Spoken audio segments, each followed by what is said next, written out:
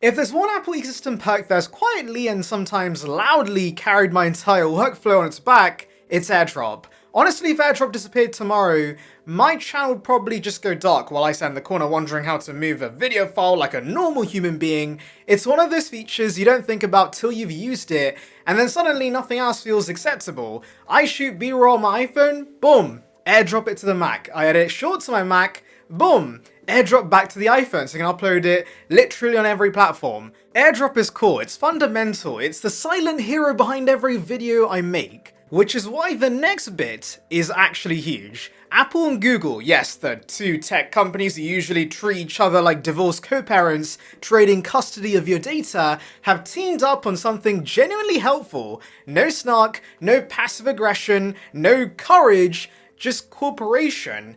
We're living in strange times. So here's the news. AirDrop on the iPhone and QuickShare on Android can now work in harmony, meaning iPhone users and Pixel 10 users can finally send files to each other using something that doesn't require an app called Super Fast File Transfer X Pro with a 2-star rating and suspiciously broken English. For the first time ever, we have a proper native cross-platform wireless file sharing experience, and it actually works. Let's break this down because the details matter here, and also because it's genuinely interesting and you guys love a good bit of Apple versus Android drama. First, the compatibility list. If you're on the Apple side of the fence, this works on an iPhone, iPad, or Mac. Pretty straightforward.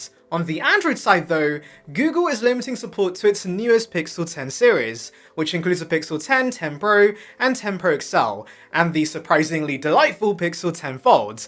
Anything older? Well, good luck. This is basically Google saying, yes, we finally did the thing you've been begging for, but also, please buy a new phone. Now, how does this actually work? According to Google, if an Android user wants to send something to an Apple device, the Apple user needs to change their AirDrop visibility to everyone for 10 minutes, not contacts only, not only except from people I trust, which is basically nobody, specifically everyone for 10 minutes. And yes, I know what you're thinking, the moment AirDrop introduced everyone for 10 minutes, we all joked about it, because who's switching that on without immediately feeling like they're going to be sent a picture of a seagull wearing sunglasses by a stranger on public transport?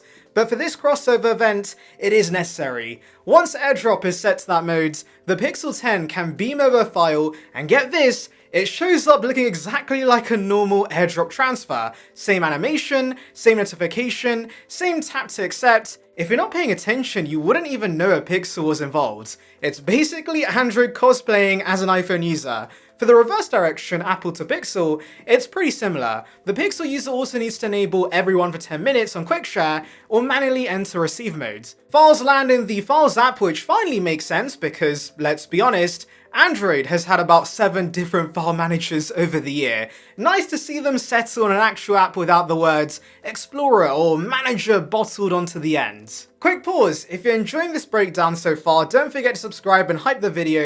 It really helps a small channel like mine reach more people who love everything Apple as much as we do. Now the big question, is this secure? Because anytime Apple works with anyone on anything, there's this underlying fear that the sky's gonna fall, iMessage will turn green, and Tim Cook will walk out on stage and say, privacy was just a phase. Fortunately, Google says they designed this whole system with a multi-layered security approach. Not one layer, not two, multiple. They're using a direct peer-to-peer connection, meaning your data isn't going through a server somewhere in the desert labeled "not Google servers, we promise." Both platforms also have built-in protections, and there's always a consent requirement. You can't accidentally accept a file while scrolling TikTok unless your thumb has decided to ruin your day. Both devices also show each other's names before transferring, so you can verify you're not sending your holiday photos to Pixel 10 Pro XL user 420 by accident. Unless that is your mate, in which case,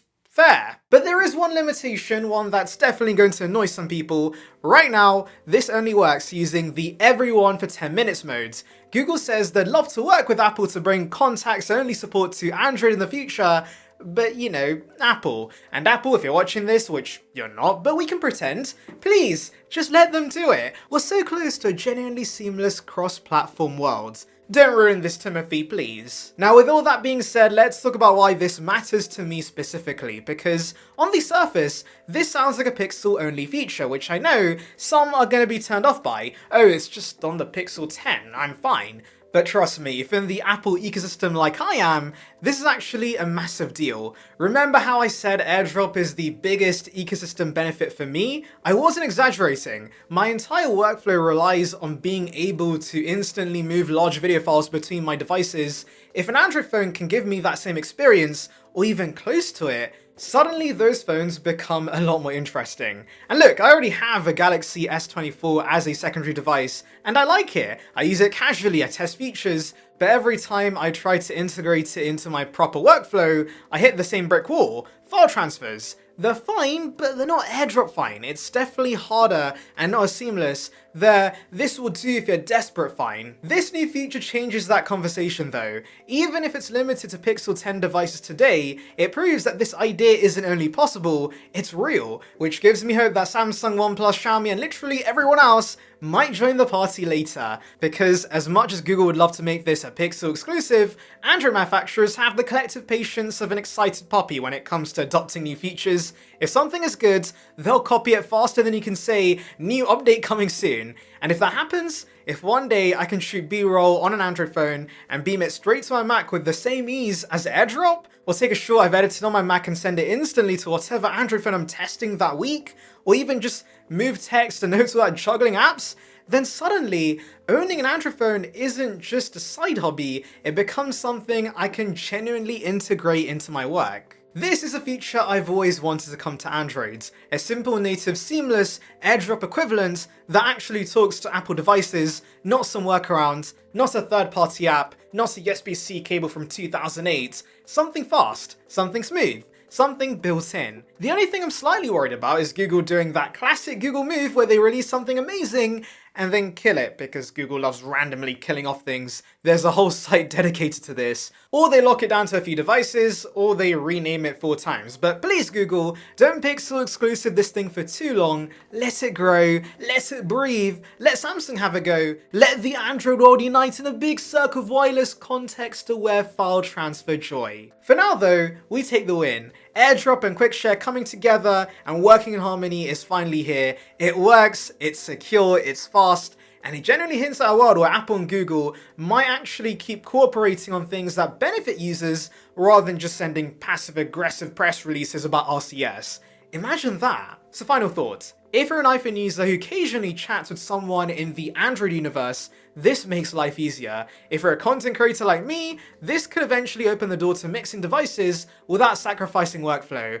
And if you're an Android fan, honestly, congratulations. It's about time you get a taste of what we've been enjoying for years. And hey, if you enjoyed this breakdown and want more Apple and tech videos that actually explain what's happening without making your eyes glaze over, hit that subscribe button and hype button. It genuinely helps the channel, especially small ones like mine, and trust me, there's a lot more interesting stuff coming.